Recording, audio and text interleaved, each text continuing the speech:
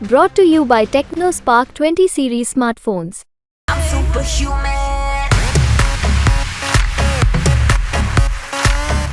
मेरा कहना है कि पहले वो अपने नाम को हटाएं और यहाँ भगवान राम के अनुयायी हैं लोग, राम के अनुयायी हैं और ये चुनाव मोदी और योगी जी पर लड़ा जा रहा है।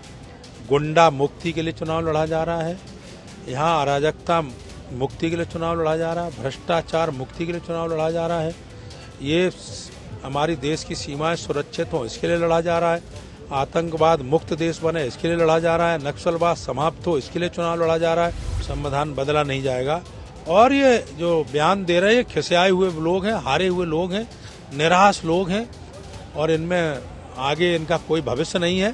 क्षेत्रवादी जितनी पार्टियां हैं वो खतरे में हैं। हालांकि बाद में उन्होंने सफाई भी दी इस पर। समाजवादी पार्टी आगे टूट जाएगी चुनाव के बाद और खत्म हो जाएगी। नमस्कार, मैं गौरव कुमार पांडे और इस वक्त यूपी तक की टीम मौजूद है इटावा लोकसभा में। हालांकि ये जो क्षेत्र है ये औरैया विधानसभा, मेरे साथ इस वक्त भाजपा के प्रत्याशी मौजूद हैं। सर, कैसा चल रहा है चुनाव प्रचार? देखिए, चुनाव गांव में मोदी योगी की जय जयकार हो रही है। हिंदुस्तान की जनता चाहती है कि मोदी जी तीसरी बार हिंदुस्तान के प्रधानमंत्री बने और यहाँ के लोगों का ये मानना है कि दुनिया की कुछ ताकतें रोकना चाहती हैं प्रधानमंत्री मोदी को, लेकिन हिंदुस्तान की जनता फिर से उनको बनाना चाहती है। और गांव में मोदी जी ने जो काम किया है, हर गांव में पानी की टंकी बनवाई है, हर गांव में गल्ला फ्री बंटवाया है और हर गांव में आयुष्मान कार्ड बनवाया है। यानी विकास के काम जो हो सकते हैं वो प्रधानमंत्री मोदी जी ने गांव में कराए हैं। इसलिए गांव के लोग पूरी तरह से आज सारे वो लोग जो क्षेत्रवाद और जातवाद पर वोट मांगते हैं, भाजपा विकासवाद और राष्ट्रवाद पर वोट मांगती है। मैं कैंडिडेट हूं, मैं राम का भक्त हूं और एक राम का विरोधी है जो राम को और हनुमान जी को गाली देता है। कौन? और सपा का प्रत्याशी, वो गालियां देने वाले लोग हैं। तो एक तरफ राम को गाली देने वाले लोग हैं, एक तरफ राम भक्त हैं, तो इसमें लड़ाई है। अच्छा सर, जिस प्रकार से कल वोटिंग हुई मैनपुरी में और लगातार सुबह से Samajwadi party social media platform पर ये आरोप लगाती रही कि वहां पर जो है वोट नहीं देने दिया जा रहा है, तमाम तरह के आरोप थे, संभल के वीडियो जो है वो वायरल किए गए, उस पर क्या कहेंगे आप? समाजवादी पार्टी जब पूरी तरह हार जाएगी तब भी यही आरोप लगाएंगे। ये एक ही कुनवा के जब सारे हार जाएंगे तब ये केवल यही आरोप लगाएंगे कि मशीन में गड़बड़ी थी, प्रशासन ने हरा दिया। यह पहले से इनका तय है, जब जब हारते हैं तब यही बोलते हैं। अच्छा सर, इसके अलावा एक और सवाल ये है कि अभी हाल फिलहाल में अखिलेश यादव मंदिर गए थे, मंदिर के जाने के बाद उनकी जो है पूरी मंदिर की धुलाई हुई थी, उस प्रकरण पर क्या कहेंगे आप? नहीं, मंदिर को तो वो आज कल ही राम गोपाल जी ने बोला है, तो राम गोपाल पहले तो अपना राम अब्दुल कलाम रख लें, राम और गोपाल हटा लें। राम भी और गोपाल भी, कैसे राम और गोपाल है? न तो राम है न गोपाल है। गाली जो बोलते हैं मंदिर के खिलाफ बोलते, राम के खिलाफ बोलते हैं। तो मेरा कहना है कि पहले वो अपने नाम को हटाएं और यहाँ भगवान राम के अनुयायी हैं लोग, राम के अनुयायी हैं और ये चुनाव मोदी और योगी जी पर लड़ा जा रहा है।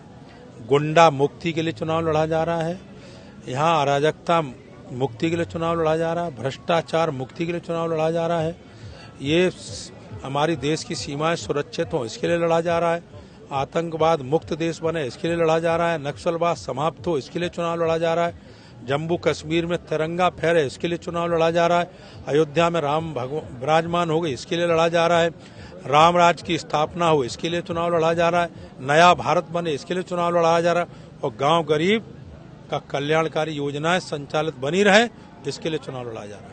सर, इसके अलावा एक और सवाल मेरा ये है कि जिस प्रकार से अभी लालू प्रसाद यादव का एक बयान वायरल हुआ जिसमें वो कह रहे हैं कि आरक्षण जो है वो, पहले तो उन्होंने कहा कि संविधान जो है भाजपा खत्म कर रही है, भाजपा सरकार, उसके बाद उन्होंने कहा कि मुसलमान को जो है आरक्षण मिलना चाहिए। इस पर प्रधानमंत्री का भी जो है रिएक्शन है। पहले मैं लालू प्रसाद यादव पे आपका रिएक्शन चाहूंगा।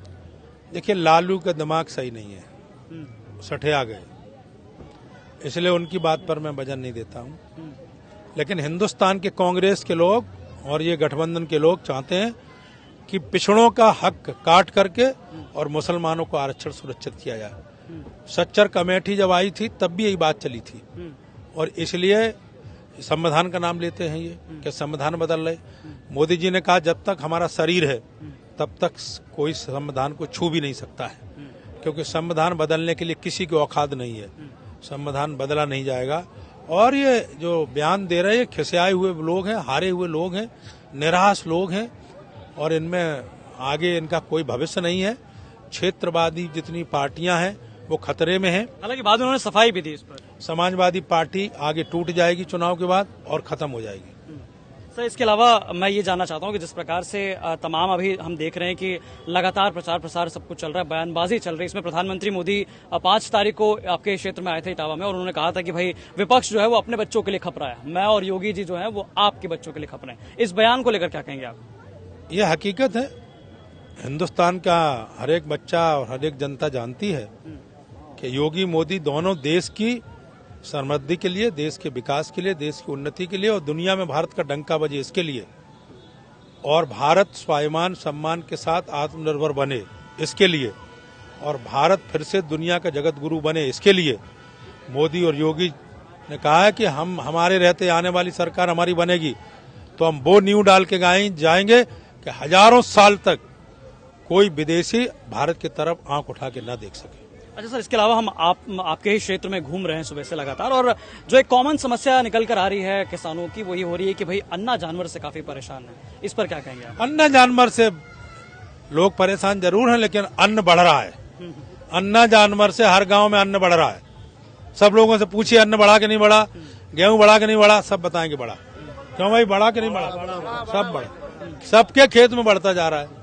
वो अन्न ही के कारण है, अन्न ही के कारण है। अच्छा सर, प्रचार प्रसार कर रहे हैं लगातार, आप सुबह से निकलते हैं और रात में घर पहुंचते, तो कैसा अभी पूरा शेड्यूल चल रहा है दिन का? नहीं, ये मेरा लोकसभा का चौथा चुनाव है। मैं 2 बार आगरा से रहा सांसद, अब यहाँ दूसरी बार चुनाव लड़ रहा हूँ, और मैं चुनाव बड़ी मस्ती से लड़ता हूँ, बहुत आनंद से लड़ता हूँ, बहुत कॉन्फिडेंस से लड़ता हूँ, और ये मान के लड़ता हूँ कि दुश्मन को उठा के पटक दूंगा, और इसलिए उसी तरह लड़ता हूँ पहलवान की तरह, और मैं जीत जाता हूँ। सर, पेशे से इससे पहले आप प्रोफेसर थे? अभी भी प्रोफेसर हूँ। तो कैसा लग रहा, मतलब प्रोफेसर जो है अब सांसद? नहीं, मैं यूनिवर्सिटी में अभी भी प्रोफेसर हूँ।